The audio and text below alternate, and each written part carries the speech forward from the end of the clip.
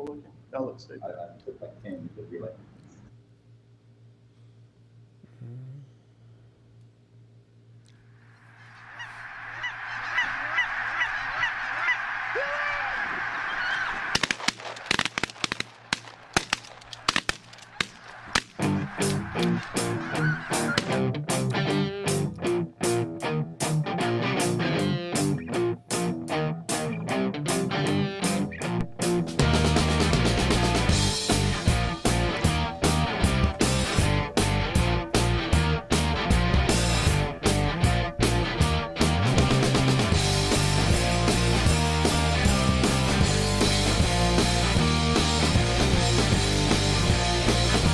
All right, here we go. 3, 2, 1. Boom, and welcome to the Big Honker Podcast, brought to you by Chene Gear. I'm Jeff Stanfield with the world-famous Andy Shaver. And it is still hot here, and we're going to take 2 on this live thing. We'll see how it goes tonight. The only way we're going to learn is to keep screwing up. That's right. That's right. You screw up enough, and listen, it's been 15 minutes of sheer panic on Jeff Jones and I's part. They got to listen. I'll just show you what they've got going on up there. They've got a whole setup. Jeff has got like a professional camera on them, all the products behind them, looking beautiful, right there in Tennessee, baby. Yeah, we're straight up fancy up here. Hey, let me ask you. So, how heartbroken were you that Tennessee got knocked out of the College World Series? Oh my God, I can't believe you brought that up.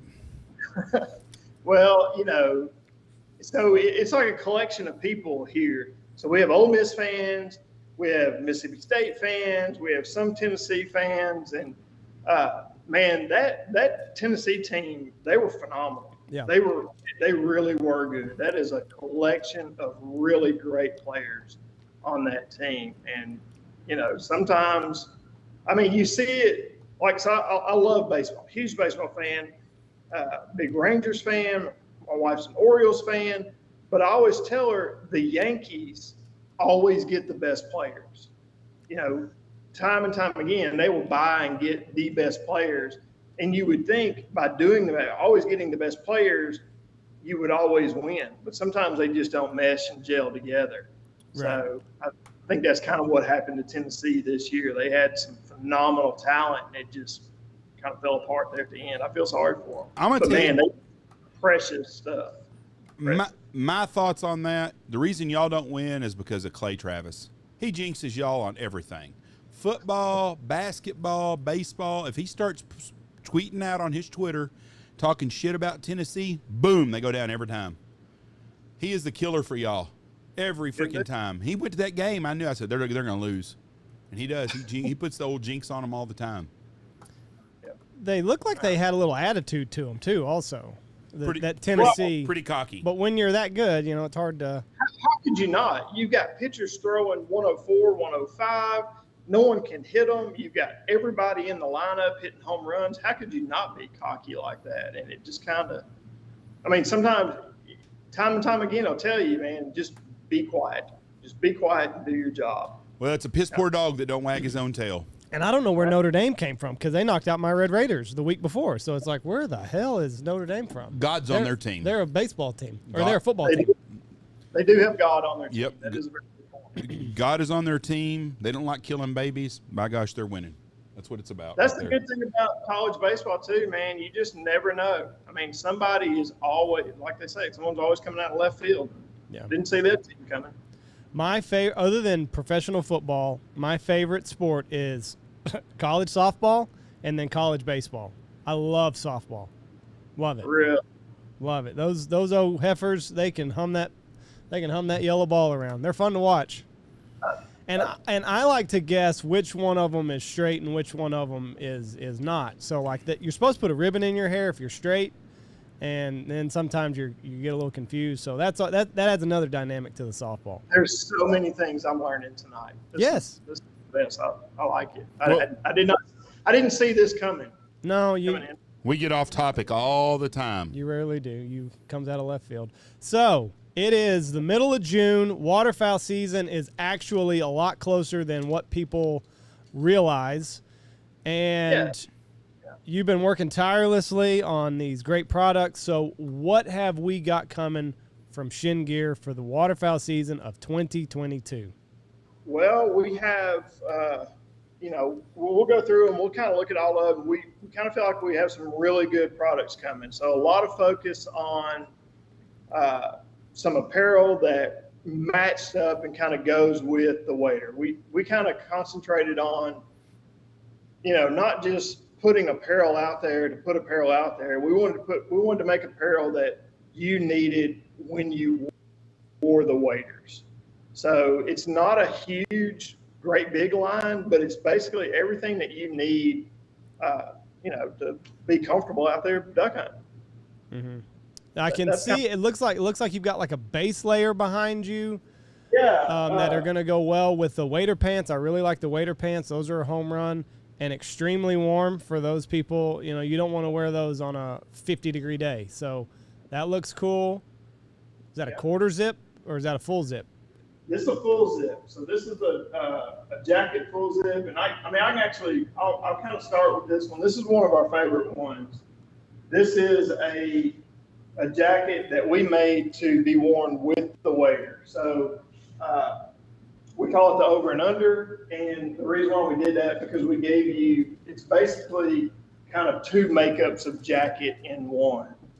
It's made to be worn inside waders.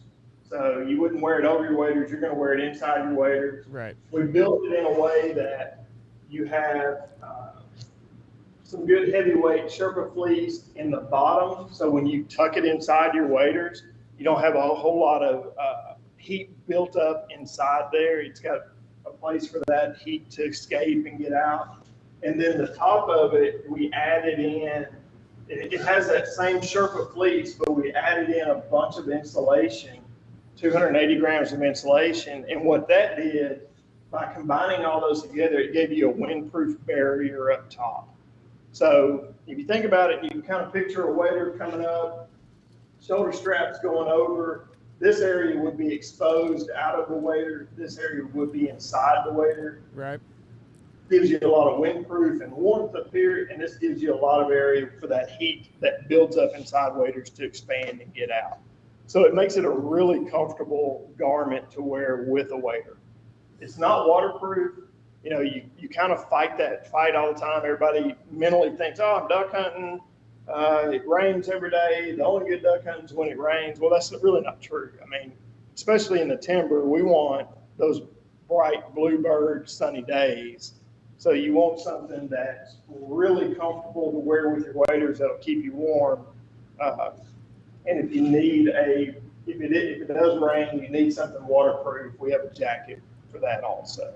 So this jacket is just built for warmth. So that's interesting. So you put Sherpa on the bottom and then nothing on the top. I would have done that. I mean, you know what you're doing, but that's something that is backwards in my mind. Well, it still has Sherpa on the top, but it has Sherpa and insulation. Oh, added. Okay.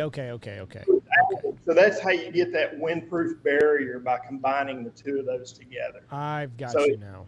It gives you windproof, really warm outside of your waders and warm inside your waders, but it allows that, because when you wear waders and you're moving around and doing all, you're building a climate up inside that wader. Mm-hmm. So you've got to get some of that heat and warmth away from your body, and that's what the lower part of the jacket does. When Blake wears waders, it is a special kind of climate built up in those waders. Nice. Yeah, not all you want to stand back when he takes them off. What is the now we're gonna have fat boy sizes in these? We do. So we do it all the way from smalls all the way through 3XL. And we cut it pretty generous. It's not over big, it's not bulky and in the way, but when you get to that 3X size, we know 3X people. They don't want skinny type things. So, when the smaller sizes we scale them really well. I'll put it that way. Right. Okay. So that's I like that addition, because your waders are already kind of slimmer fitting, like athletic fitting. So with that, you're not going to add, you don't want to look like the Michelin Man out there in the water hole. So I like that it's a slimmer fit, and you'll look good out there. What all colors is that going to come in? So we do it in, this is the original bottom lane, which, that's kind of new. Also, original bottomland is new for the waders this year, in going with that. So we do it in the original bottomland, we do it in bottomland, and then for a lot of the field guys and people hunting in marsh and stuff like that, we are adding the mossy oak habitat this year. So we're doing that jacket in habitat to go with some new waders that are in habitat also. Looking good. And then we got the vest over there.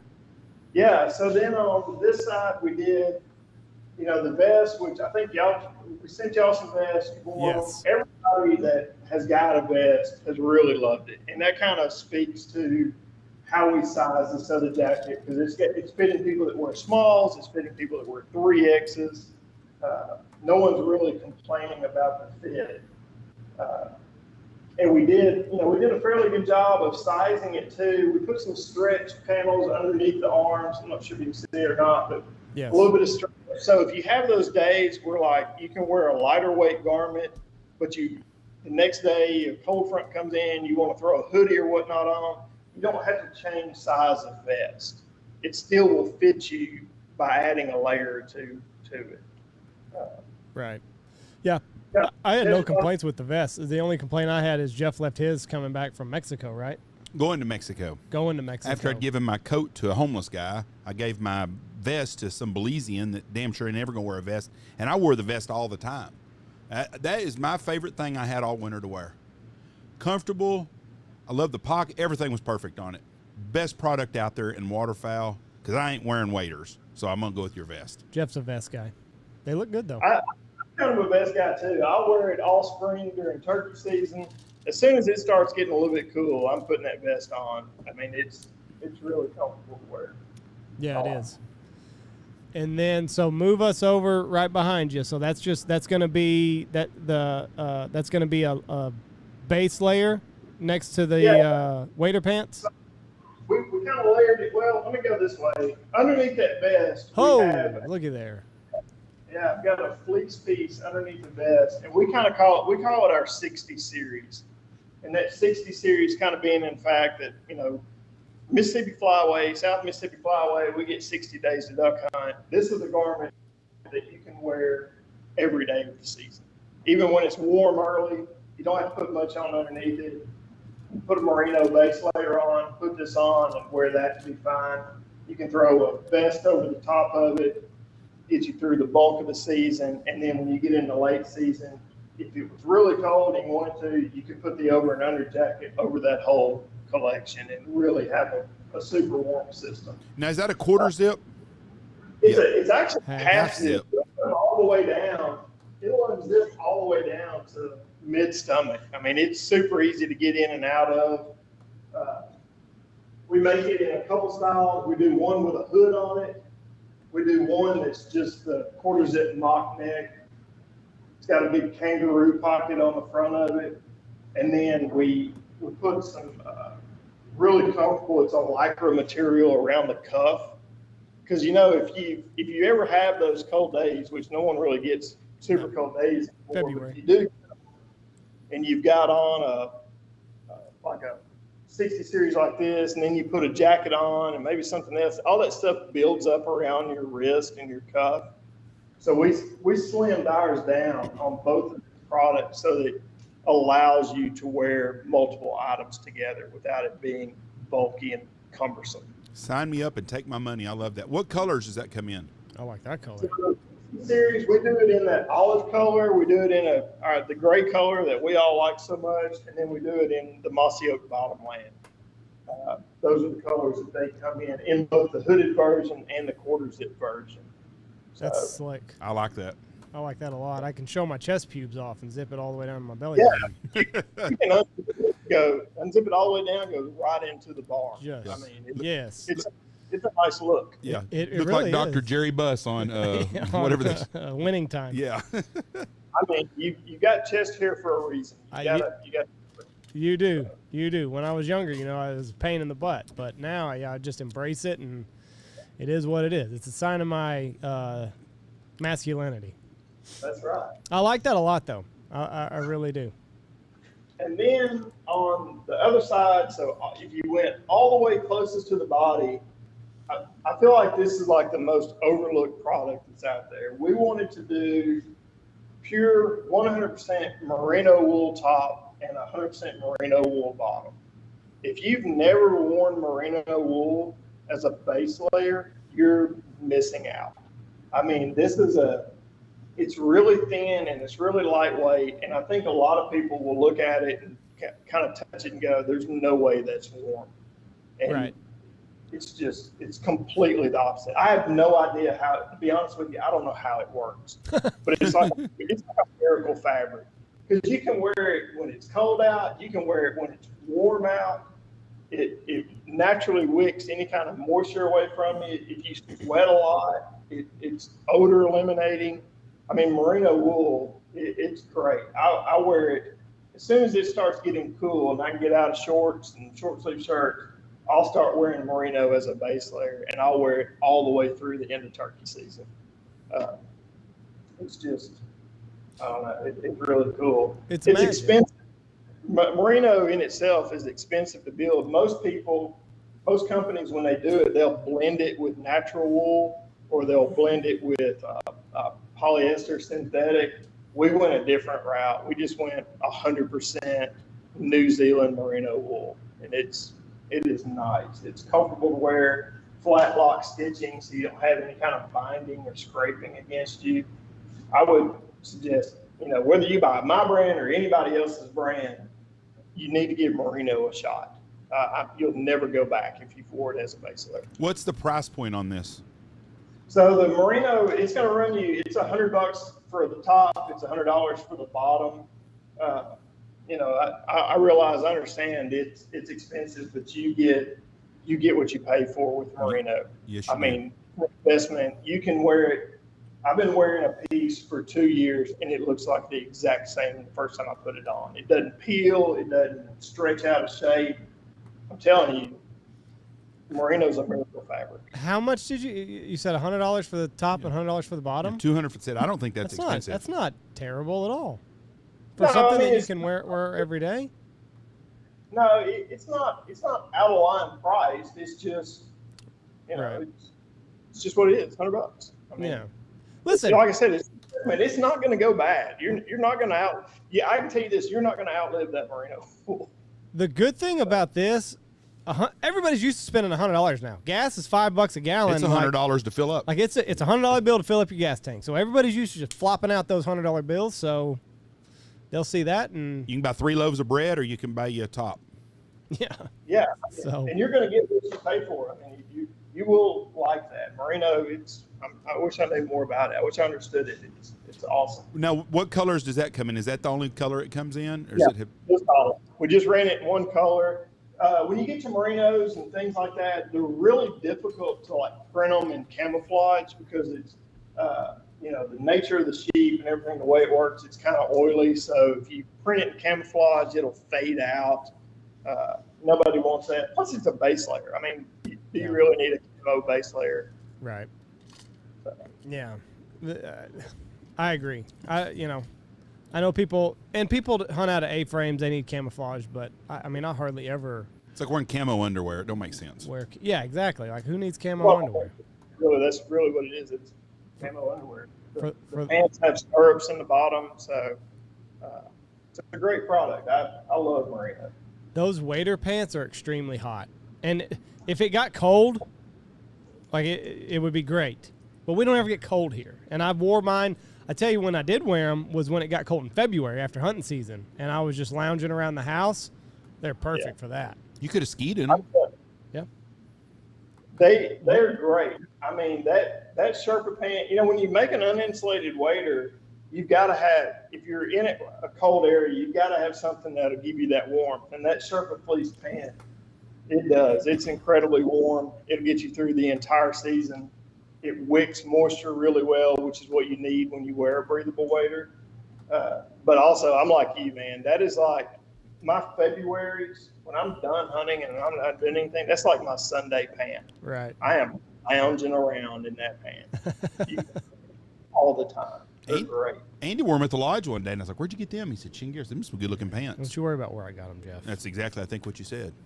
I got them. Yeah, we had got them where I got Dylan was wearing them to work for like a whole. Like, all right, man. them. We're gonna have to put in a dress code because you can't wear those every day. Yeah, I didn't see that coming. I was like, don't you just have one pair? This is the one.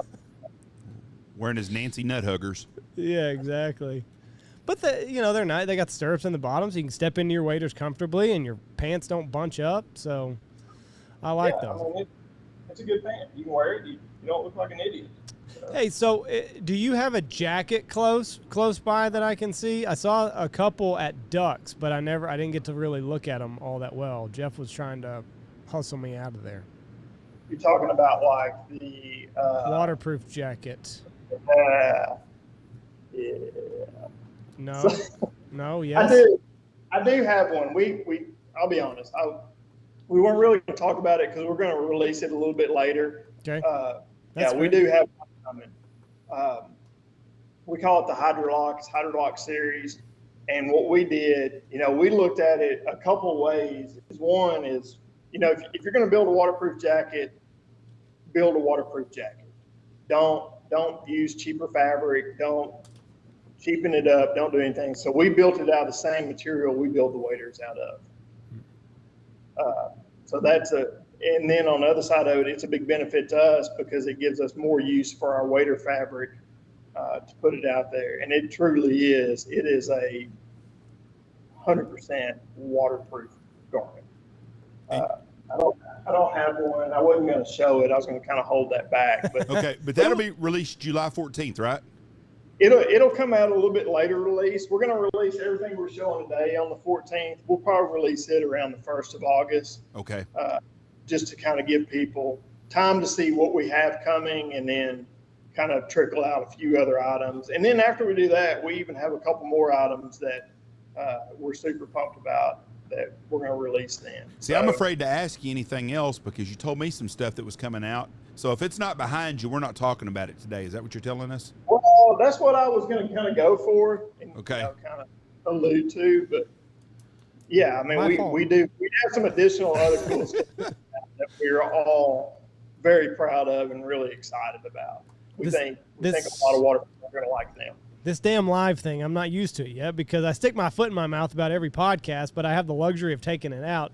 And listen, I guess we spilled some beans today. I thought since since it was at Ducks, it was kind of well known, but I guess not. Hey, listen, that's the benefits you get from listening in and following along. You kind of learn some stuff not everybody else is going to know. But yeah, there's some other stuff that's going to trickle out and be released. So. Okay, so let's wait around this. The product that you were texting me about a couple months ago, is that going to be this year or is that for a future, like next year type of deal? I'll pull my chair up and sit down. So one thing that we really kind of pride ourselves, and this is probably a whole lot deeper than answering the question that you just asked, but I think it's a sidestep.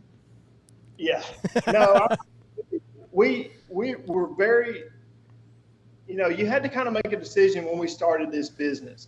So a lot of businesses out there, not only in our industry, in all industry, there is this like rush to market with product. Mm-hmm. So we kind of made this company philosophy at the very beginning of we're not going to rush a product to market. What we're going to do is we're going to test it ourselves. We're going to basically have an idea for an item, what you want to do, go out and build it, bring it in, play with it, consult with people that you trust and get their opinions, build it, and then wear it, spend time with it. And then the next year, we're going to put it out to it's not fair to call them influencers, but we have a team of people out there that are field testers, guys that are hunting 60 days, 90 days, 120 days on the West Coast. So then we're just going to say, all right, I've done with this item all that I can do. There's nothing else I can think about doing to it. Take it for a year and use it. Don't beat it up. Just use it how you would use it. So that gives us the benefit of having a 24-month development period before we bring something to the public. So not sidestepping your answer, you're going to get, I kind of talked to you about, hey, would you test some stuff for me? Would you wear it? Right. And all that. that's part of that second year of getting it to you, getting it on your guides, and letting y'all give me feedback of how you would improve it above what we've done to it. But I like that because if it was going to get released this year, I had not ever seen it in the field, so I was worried that it was going to get released this year to the public, and it hadn't had its time to get torture tested. So I like that it's not ready. Well, and look, man, you know, it gives you the opportunity to tell somebody, you know, so look a year out, another year out, after you've worn it, if somebody comes into your lodge and says, hey, what do you think about this product? You can be honest. You can straight up say, hey, I wore it last year before it came to market. I told them to do this. I told them to do that. And they did it. And now I feel comfortable in telling you, yeah, you should get one. Right. I mean, for us, it's not marketing. It's straight up. We just want to build the best product that we can build. And being a product person, man, I'll tell you, there's only so far I can take a product. Right. I can take it to this point, and then I need somebody else that's in a different environment, different conditions, saying, hey, you got to change this, or you got to tweak this. Mm-hmm. Well, and I tell people internally all the time, one of the best ideas I ever got in my life for a product, for a change to a product, came from like a person I would never expect to have an idea. Really? I tried to clean that up as best I could. We got you there. Hey, man, you got to do this. And it was like, damn, why did I not ever think of that?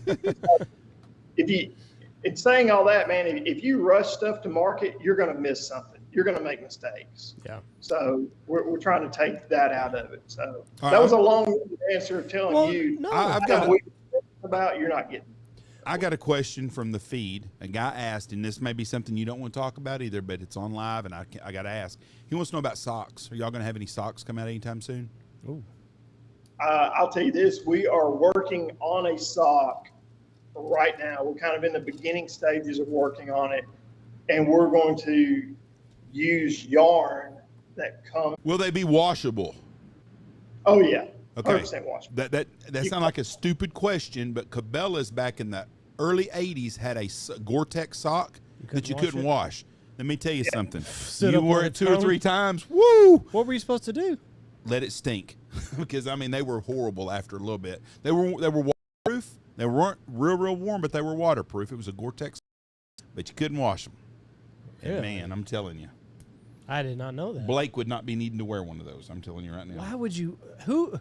Somebody If you're coming up with that product and you're like, listen, you can't wash it, knowing what hunters do in a day, like, you know, you build up the sweat. They were pretty rank. Kind of lather it up a little bit. So, anyways, I'm interested to see what kind of sock you have coming out. Some kind of animal that's never been made. I'm very interested in this. I can't wait for this. I mean, it's not like a weird animal. We're not making socks out of ants. I mean, Out of what? Ants. House cats. it will be a really good sock. Labradoodles. Right. You know, the struggle you have with socks is now you've got to, so you find a material and you find a fabric that's really good and it does the wicking and it doesn't stink and it moves moisture away the way it could. Now you've got to figure out how do you get the elastic into it. Because somebody like me, like I hate socks up on my calves that get real tight. Yes. Into you. So now you're just trying to balance your elastic with it and the other materials that you use. So, I mean, that Gore-Tex sock you were talking about from Cabela's, I guarantee you that comes from rushing something to market. And, you know, it could be for whatever reason, beat a competitor because a competitor has it, or because a product person had a really good idea and then took it as far as he could but didn't give it to somebody else to give feedback. I mean, I hadn't seen him in years, so it didn't work. Yeah. But, you know, you were talking about the dollars for a shirt a minute ago. Duluth underwear is 20 freaking bucks for a pair of skivvies, and they're damn good underwear. People pay 20 bucks, you know, for like $100 for a shirt is not a bad price at all. Well, and it's a shirt that you can wear every day while you're out hunting, you know. But I was wearing a vest in there, and it's a good-looking vest, and it's good. I've seen them. We do that vest. We build that vest in some solid colors. But we have the black color, which I think you had. We do a sage color, and then of course we do the bottom. But I've seen them. We've seen them out. We see people wearing that vest all the time at different restaurants and things. I mean, it's a nice vest. It looks good. It's a good-looking vest. It's very clean. Makes a fat guy look a little slimmer. If you get the solid color, great product. Let me ask you this: how were you when you started seeing people doing the ducks, the ducks 5K in your waders? Oh man, my mind was blown. Did that blow you away? It kind of goes back to the first year when we launched. So when we launched, and people started getting their waders, we started seeing TikToks, videos of people running. There was diagonal running across. I mean, just doing crazy things. We had a guy on a trail in a gym working out. So it started a long time ago. And then to bring it all the way up to that Ducks 5K and see Scott Anderson, he had the idea behind doing this 5K first. And then that whole group doing it. I mean, it was crazy. I mean, that's just something you don't ever think of. That shows you how comfortable everything is as far as the boot and the material up against your skin, that you can go out and do a 5K in your waders. Listen, man, I'm never one to really brag on us, and I always say I was at that 5K that we put out, and all those ladies that were in it, there was probably, I don't know, 6 or 7 ladies there that ran, and I know for a fact only 2 of them had ever had a wader on in their life. Really? One's was the very first time they put one on, and there was not a single complaint. They had no complaints at all. They loved it. So, I mean, I feel like we're really putting a good product out there. Yeah. It's comfortable. Everybody that's worn it says it's comfortable. I have Jeff's going with secondhand information. I'm not wearing waders. That's why God invented boats. But if I was going to wear a wader, your wader would have it. But they're comfortable, and everybody that wears them, my guys wear their waders, and they talk about them all the time, and every one of them bragged about it. I've never had a product that they brag about everything. It doesn't matter what it is. Someone will bitch to me about something here, one of the guys that works for me. They won't bitch publicly about something, but they're like, this needs to be fixed here, this is different, or this ain't that good. Your product, I've never heard anybody bitch about. When it happens, I'm going to message you and say, well, it finally happened. Someone bitched about something. But I've not heard anything. If it does, if people, I mean, let us know. I mean, that's what you've got to do. You've got to put it out there, and you've got to your team test it, get all that feedback. You finally have to put it out to the public, and that's when it goes out in mass, and you get all kinds of stuff. But I mean, if somebody has a complaint or a problem, we want to hear about it. We legitimately want to make the wader better. All the product, the wader especially, want to make it better. The apparel that we're doing, we just want to make better. That is it's not really a slogan. It's not really marketing. We want to build a better product. Y'all have a good product. I had a waterfowl celebrity, and I'm not going to say his name because he's a tight ass, contacted me to see if I could get him a deal on some Chene Gear waders. I was like, fuck no, go buy some. You tight ass. You're not giving your product away. Why should they give you theirs? Yeah, we get a lot of people that reach out about discounts and product like that. And to me, man, just to be 100% honest with you, it's really not fair. I'm sorry. It's really not fair to sell somebody something at a discount if you just sold a guy a pair at full price. Yeah. So, we kind of have this thing like, look, man, I'm going to sell you this wader at full price, and I'm going to give you the same guarantee, same promise to take care of you that we do everybody. So that's where that comes from. This guy bought a pair because I seen it in some videos, and he was wearing them, and I asked him, and he paid full price for them. But it was funny. He came to me trying to get a free deal. I was like, I ain't doing that shit. You'll have to I'll tell you his name. Write his name down right there, Jeff, so I can see who it is. Okay. You've piqued my interest. What? Hold on, don't show the camera. Oh, okay. You're not surprised, are you? No, not at all. What? Looking beyond. So we got socks. which I never would have thought. Is everything in your lineup? You can wash everything in your lineup, I'm assuming, like the quarter zip, the half zip, the vest. Nothing special. Everything I showed you today behind us is all machine washable. It's all machine dryable. You can do anything you want with it. You're not gonna. I mean, if you dry it like an idiot, if you put it in high heat for an hour and a half, you're gonna shrink it. Right. It's gonna happen no matter what you do. If you follow the wash and carry instructions, you're gonna be fine. Even when we release that hydrolock jacket that we're not talking about, yes, top secret. Too. Having a waterproof jacket that you can machine wash is a really cool thing because just like where y'all are, if you're laying out in a field and you happen to get rain, I know it doesn't rain there much, but if you happen to get rain and you build that mud and dirt up on it, you've got to clean that off because if you don't, you'll cause that. You'll cause those laminates and everything inside there to start separating. You'll lose your waterproofness. So you've got to be able to clean it. What product behind you that we can talk about, not the waterproof jacket, talk about, what of that are you most excited about? Which one are you the proudest of and the one that was like something that you're just truly excited about behind you? I mean, honestly, that's a really good question. It's like picking your favorite kid. Yeah, I know. I got 3 of those, so it's hard to pick one favorite. I guess it kind of depends on the day and what they're doing. Amen on that. I understand. The 60 series fleece, I really like it because of the versatility. You can wear it all the time. The vest is a given. I'm a vest guy from way back. I mean, you can wear a vest all the time. Mm-hmm. I would say that I'm probably the most proud from a product development standpoint. I would be the most proud of the over and under because it's also kind of reversing the mindset out there of how the industry has been forever. The industry forever said, if you're going to make a jacket for duck hunters, it has to be waterproof. Mm-hmm. And now, I and everybody here, we just disagree with that, man. It doesn't have to be. It has to be comfortable. It has to be warm.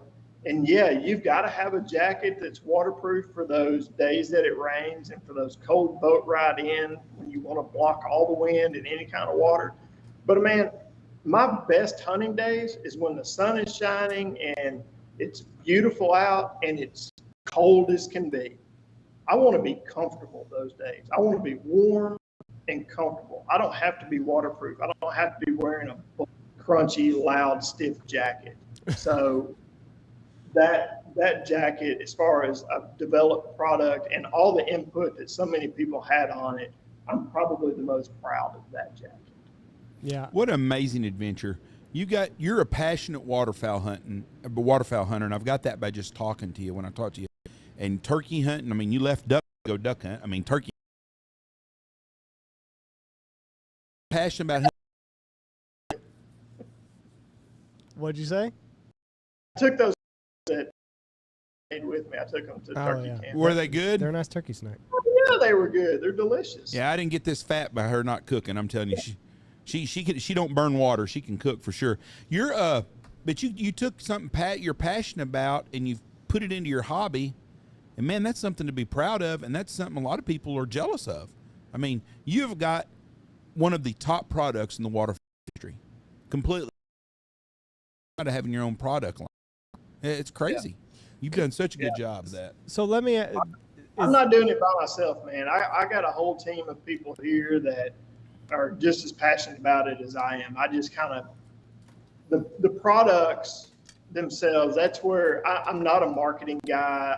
That's not me. I'm a pure product person. Mm-hmm. So I kind of talk about the products when it comes up the most. But we have a full team here that really helps out.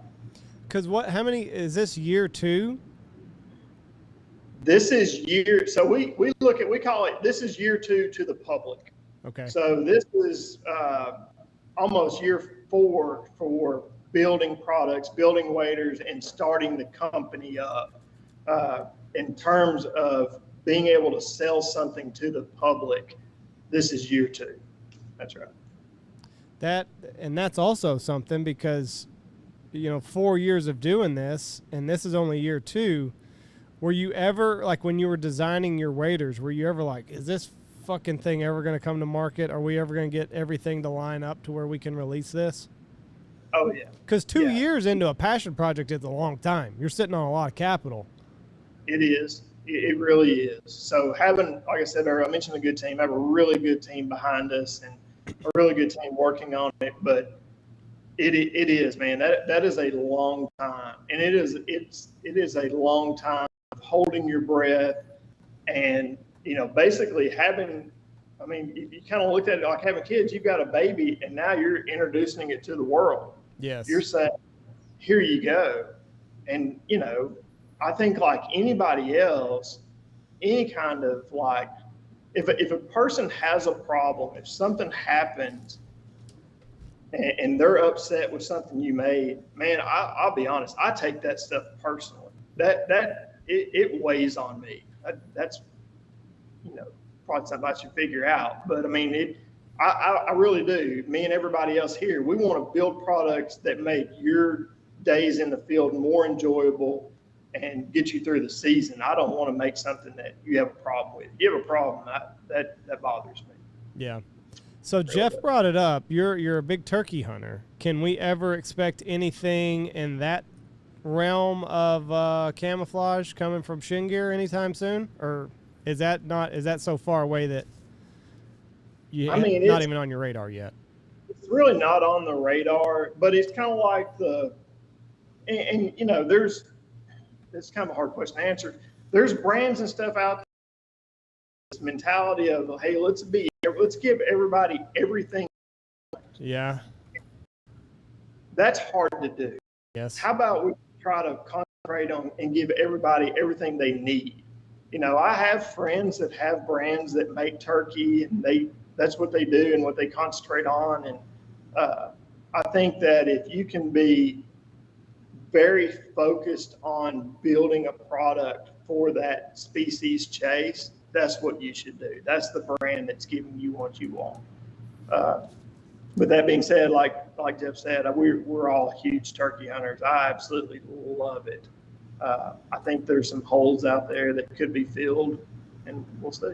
Had a couple other questions. 2 of them are really good. One of them's off the cuff, but I thought it was kind of funny. One guy wants to know if you'll get in the condom business since you can guarantee nothing's to leak. So, there you go. No. Hard no. He didn't even think about that one. Okay. Turkey hunting? Yeah, we'll consider it. Condom? No, we're out. Knee pads in the waders, guy asked about. Yeah, I mean, so I've done knee pads and waders before. I'm used to the way that I just hadn't come up with a way to put them in there without having to sew it or to damage the wader fabric.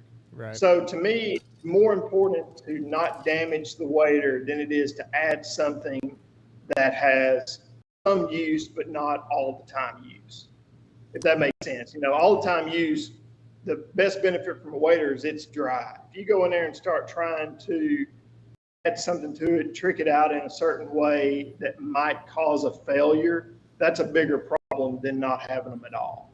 Right. So I say that. I can't see the use in the knee pads. Personally. Nah, you said that I could where you're on your knee sometime. I mean, not the way you hunt, but there are guys that do sit on their knees and do some hunting and stuff, and right. I could see. I don't understand why knee pads would be that. I mean, but if you're wearing waders, like, isn't it a muddy, soft bottom if you're kneeling down? Sometimes it is, sometimes it's not. Sometimes it is, sometimes it's not. I don't see a big issue with the knee pads, but I could see where. No, I don't see an issue. I just don't see where you'd have to have them. A big benefit would come from. Another question was, a guy want to know, are y'all? What about gloves? Has that come up on y'all's radar yet? Yes, the gloves, those are one of those things, again, that kind of always comes up and people are always talking about, complaining about, because there's really not good gloves out there. And to build a good glove, you've really got to dedicate some time and concentrate just on that. So I could see gloves coming.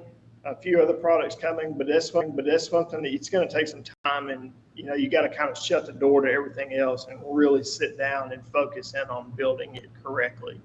I don't want to put a glove. None of us want to put a glove out there just to put one out. When we put a glove out, it's going to be a really good one. Yeah, the glove market is, it's tough.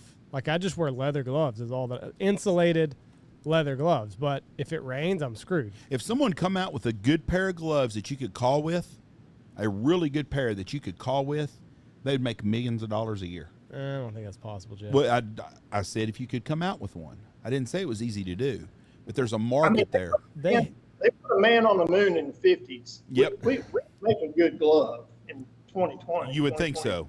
We can make a good glove, but I don't know if we can call it. We're running out of tampons right now because men and women now today both use them. So that's why the tampon shortage is coming on. So what the hell? And I was off color for talking about Tennessee's baseball.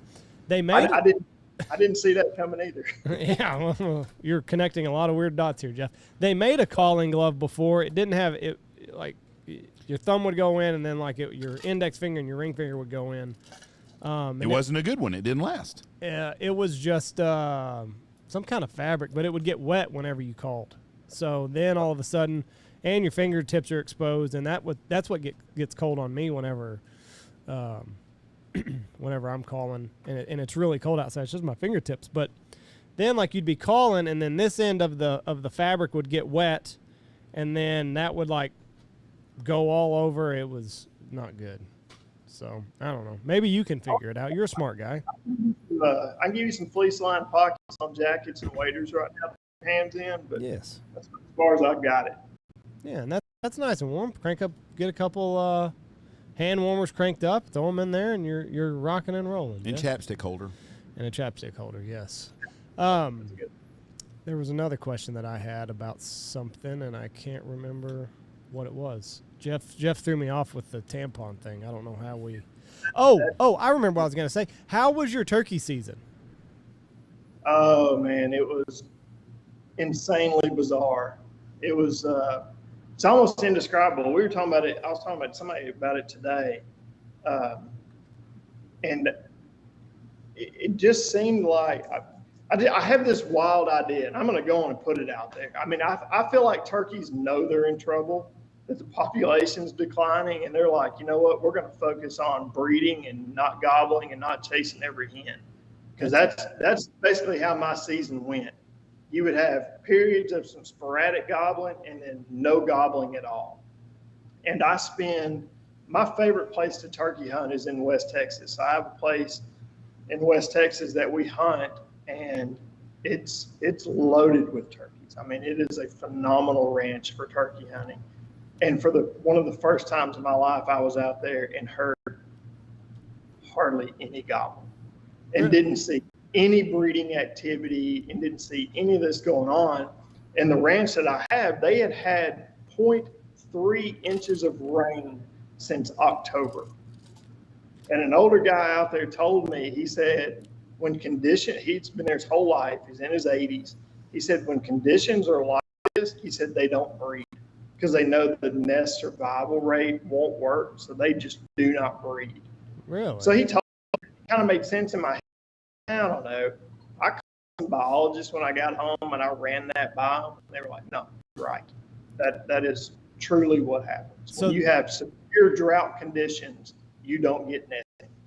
So. And the turkeys know that, and they think that's breeding's not even worth the resources that I'm going to spend to even breed this hen, because it's not going to be viable. I mean, I guess so. I mean, that's what they said. And I mean, I sat there and I experienced it. I was like, I've never sat in this spot at daylight in my life and not heard 20 to 50 turkeys gobble. And I've heard one. So they were in a drought. It's kind of where I went. Where at, from how far are you from us? Like, after ducks, did you go to your place in West Texas? I did. I went straight there. So it's, I'm more Sonora, Del Rio area. I'm about 60 miles from Del Rio, I believe. That is a turkey hotbed down there too. Lots of gobblers and lots of big flocks of birds. 100, 200 bird flocks is not unusual. Yeah. And they were struggling down there also. All year. Guy, could you imagine your sex life ran by whether it rains or it don't? Mine's about the same either way. I'm always in a drought at my house, it seems like. That is interesting, though, that they know, like, they're not going to. I mean, everybody that I talk to that spends an enormous amount of time turkey hunting, they were like, this year it's off. Something's going on this year. The greatest thing is the client, though, that asks, what do you think the problem is? Nobody knows. We just don't have the birds. They just disappeared. Well, well, do you think next year will be better? I have no clue. This year caught everybody off guard. So we started hunting here opening day. I heard gobblers where I should have heard gobblers. And the next day, I scouted on a Friday. They were right where, they had been, and everything was good. I go out there to hunt Saturday morning with clients, and the birds had moved 200 yards. And I'm like, what the hell was that about? So, we make a sneak on them, and we adjust, and then it was just dead silent after, like, Rios are not that way. Usually Rios are very vocal. Even later into the day, you can hear gobbling everywhere. Once they were out of the tree, they shut up. The next day, they had gone 200 yards even further in the same direction. So, the next day we set up where they were that morning, and they had gone. So, I mean, it was just a weird year. Jakes didn't make any noise. It was just weird. Like, I'm used to Rios, just you slam your car door or you fart real loud and they gobble at it. Yeah. I didn't have that this year. And that's odd roost. To me, that's odd roost behavior. The ranches that I have, I mean, it's traditional roost. They'll fly up in the same live oak their entire life. Yep. So, to me, if you had a person that said, hey, Jeff, I've absolutely got to kill a turkey tomorrow, I'm like, okay, I got a spot. We'll go kill one. But this year, I mean, you could go to a spot that had a traditional roost that have 50 gobblers in it and maybe hear one. Mm-hmm. And when they flew down, you just might all day long hear one sporadic gobbler when you should be hearing one every 10 minutes. Yeah. All around the ranch. It was odd. I don't know. I wish I knew. I wish somebody knew and could break it down for me. But I mean, it's but that's fun. I love it. I'll take the hard years with the good years. I tell you what, a guy asked me about knee pads, and or said something on here and it made sense. He said, and it's Dan Reese from Wisconsin. He's a big fat ass, so he wouldn't need knee pads. He said knee pads and waders for sure, between kneeling on wood floors and boats and crawling back on ice after breaking through. I never thought about that, but that makes sense.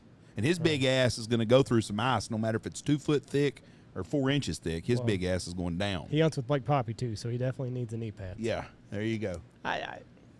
You can take that one, Jeff. Yeah, I mean, it's a good ad and it's a good idea. It's just if we can come up with a way to add them in that doesn't, like I said earlier, it doesn't affect the waterproofness of the fabric or doesn't do anything to it, then it would be something to do. But we talk about this all the time, and I kind of gave a Jeff talk, which is a whole lot different than a TED talk, but kind of the same thing. I told everybody, I was like, man, there is no way that in the years to come, whether it's 2 years, 3 years, 5, whatever it is, we're not going to be building this exact same product. It's our job to continue to give customers what they want. This wader that we have is not the end. It's got to evolve. Fabrics will change, technology will change, other needs and uses will come up. So that's kind of our goal with the wader, is to adapt it and make it better. Is that scary to you? Because I mean, you've got such a great product, but like you always seem like you have pressure on you. You do. You have pressure to, I mean, and honestly, I think that's a good thing. Like, I agree. If you no matter what you did, if you made, Apple does it. No one does that. No good company puts a product out there and stands tall and says, nope, this is ours. This is the only product we're making, we're never changing it, we're not evolving, we're not going to do anything, well, you're not going to be around. Right. So there is that pressure to always make it better. And then, then that kind of brings in its own problems too, because now you've got to tell somebody why you made it better and, why it was better than what you told them was the best years before. So, you just try to get out front to tell people all the time, look, man, I'm going to keep changing and evolving and making this product better. That's right. What we're going to do. Well, and I mean, you look at that and you just tell that guy, like, I made it the best that I could at that time. And things, more minds got put into it, more technology. This has been added, but at the time that you bought the product, I had made it the best that I possibly could. And right. I mean, this isn't some new product. We didn't just invent waders. Right. I mean, waders have been around since the 1800s. So I mean, it evolves and they grow and they change, and you do that. And that's what that's our responsibility as the company. That's kind of our promise to customers is we're going to keep making things better. And it's tough too to do like you said. So your baby is a wader, and you always want to make that as good as you can, but then you also want to have new products and bring new stuff to the public. So it's a tough, it's a double-edged sword almost for you. It is, but I mean, that's kind of part of it, and that's the fun behind it too, man. I tell everybody, and I'll be 100% honest with you, product development, working to build products for duck hunting, for turkey hunting, and all that, it is a selfish sport and activity because I'm wanting to build something that I like and that I think is good for me, and it makes the time that I'm in the field more enjoyable. Same with all the other people that work here. We want it for ourselves. Mm-hmm. We want to build a better product for ourselves, and then you also want to put it out there to the public and sell it and all that. But I mean, at the end of the day, almost all of the products that you make and develop, it's for pure selfish means, man. I'm like, I want to duck hunt. I want to duck hunt, and I want to stay dry. So, yeah. And I want to put my kids in waders, and I want them to stay dry, and all that. Very good. What else you got? Anything else that it's been almost an hour? You got a great product. I'm very, very proud you're teamed up with us. I look forward to seeing you soon. You going to be at Game Fair? Yes, we're trying to do a Game Fair. We're going to go to, I think our next stop is a Delta Waterfowl Expo in July. So, as we go, we're trying to get the wader out there and show it to everybody everywhere we can. We will see you we'll be at the second weekend at Game Fair. Me and Andy will be there. There was something. Best ribs in Memphis. Is it Rendezvous? Oh man, that is not I'd just say go back to beating up on Tennessee baseball. There are a ton of great barbecue restaurants in Memphis. Everybody has their own. I like Rendezvous. I happen to be a much bigger fan of Central Barbecue. I think they make, to me personally, I think they make the best. That's my favorite one. Rendezvous is great. Neely's is great. Tiny hole in the wall behind our office on the other side of the ditch is great. I mean, you can't sling a dead cat and not get good ribs in Memphis. I know what I was going to ask. Orders for all of the products, the base layer, the 60, the over and under. Taking orders now. I mean, and if anybody wanted waders, are you taking orders now? And when are they going to ship? So we're doing some pre-sales on the waders. So you could go on the website and you can order your wader now. The clothing and apparel and all that stuff, we're going to launch it on July 14th. That'll be the first day that you can buy it and get it. We'll probably start shipping shortly after the July 14th launch. We're getting product in. I know Jeff alluded to deliveries earlier. We're kind of get some work on. We're doing pretty good in getting our deliveries and stuff in. So we'll probably start shipping mid to late July. We have which I'll probably get in trouble for this. We have a really cool gift that we're going to send out to people. I think it is a great idea, and people are really going to like this. But there's a date that we can't send that item out before. We have to kind of abide by some rules, and we can send it out after that date. But everybody that gets waders and will get that little unique gift from us. So wrapping on, I always get long-winded. Wrapping it up, I always start shipping late July on everything. Kind of get it out late July, 1st of August. So you're gonna send out a gift when you buy a pair of waders. Basically. Yeah. I mean, That's nice. I mean, you think about it. Fuck, you buy a $75,000 pickup and they send you a tray of Danish cookies. So I didn't even get that. And I'll tell you this, it's a cool idea, and it's a cool gift, and it's something that everybody that buys waders, or everybody that, let me just leave it at that. Everybody that buys waders, you're gonna have it anyway. So it's cool. Well, I can't wait to hear socks. about this. It's socks and knee pads and a set of gloves. It's not knee pads, I promise you. He finally broke down. He's gonna put the knee pads in there. Well, listen, Jeff, it's been a pleasure to talk to you. You've got a great line. It looks like the products that you're getting ready to launch for this coming season, they awesome. I know that they're going to be great because you guys you pay attention to the small details, and like Stanfield said over here, it's a pleasure to be teamed up with you guys. And if there's anything that you need, launch date, let us know, and people can go ahead and get their orders in, and then late July start shipping. So we're excited.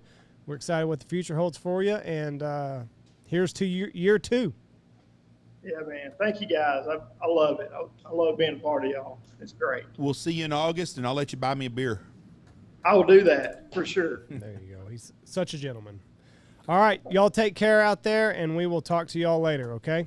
Bye, Jeff. God bless Thank you, you. bud. Thank you. Bye. We have done a great job of lining ourselves up with super good companies. Yeah. We have Yeah, great company. Every one of them. Great company. They are Success story. good Another people. one. Good Just- people.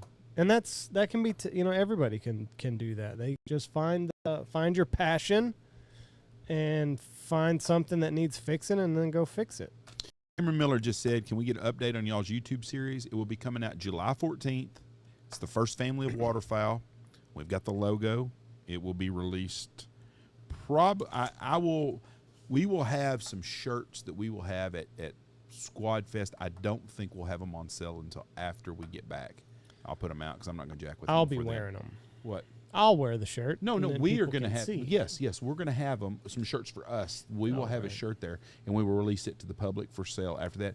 The first episode will come out July 14th, 6 o'clock in the evening, or whatever time we set it for. Yep. And the next day we will be at Squad Fest. We are very excited about our new endeavor. We will start filming in September for season 2 of the first family. We of are Waterfowl. going to.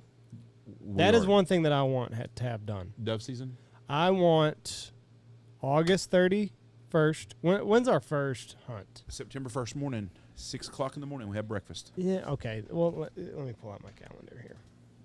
Because Our first weekend is busy, and that's with Tom and them are here, and they're here 60, 70 people deep on Friday afternoon. That's what I want. I want just the chaos. Let me see here. Yeah. If they could come August 31st, get mom chewing your ass. We're out of propane. Pipes are semi-sweet, whatever. Just the tip of shit that we go through that nobody knows And then have them stay through that weekend, and then maybe leave on Sunday, because we'll have our draft on Sunday. Sunday afternoon, we have our football draft. So if they could film the 31st through September 4th, I want to see that done, because it is chaos out here. And people do not realize it because we hide it well. We've been hiding it for 25, 30 years, but Ron always told the story of when y'all were doing room 1 through 6. Him and Tony were putting together bunk beds as people were sliding luggage underneath it. They're just about right. Now, he might have been exaggerating because he was a storyteller like Johnny Clay Reed. But last year we were out of propane. We didn't know it. You chewed Tony's ass out unfairly, I might add. I was wrong on that. He checked the propane. Now, our propane tank is a little older, so you got to tap it. And then when Jeff tapped or Harry tapped it, needle went from 60% and it went to zero. And we did not have people coming down the driveway yet, but they were going to pretty soon after that. Within an hour. That was the maddest I'd ever seen you. I was hot because of through something your phone. so easy to fix. Not on a Friday at 4 o'clock. No, and thank God had to text the actual propane driver to get him to come here. Friday at 2. It was about 2 o'clock in the afternoon, and he showed up and got us going. And there'll be something this year. Oh, Michelle kills me on the food stuff. Or she nickels and dimes everything around here that's not to her perfection. Like, where have you been since February 1st? You know, you haven't been here since February, and you're going to come in, and we're here every day. Right. You know, we eat lunch here every day, the guys. We sit and eat. We all ate together today. We eat meals out here 4 or 5 days a week. The guys do for lunch. We do guy stuff. We grilled steak yesterday. We had leftover steak today and potatoes, and we eat cantaloupe, cucumbers. I mean, we just the garden, whatever we got in the garden. But it is a lot of things that go on opening weekend of dove season, and we are going to be filming this year. But I want that to happen. That will be our first part. Take that to the higher ups, because that is the one thing. I don't care when else you film. November, December, January, preferably November. And we got some new sponsors that will be on we have more sponsors. We have the same sponsors will be on season 2. We will add some sponsors. It's going to be a lot longer series, and no telling what the future is with it. I don't know about a lot longer. It'll be eight episodes.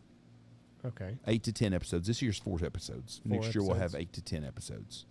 Okay. And then hopefully we'll get where we have a 16-episode season. Well, that's a lot, Jeff. We got a lot of shit goes on here. Well, you want good and bad. You want to leave them wanting more. There is not going to be any sort of pre-done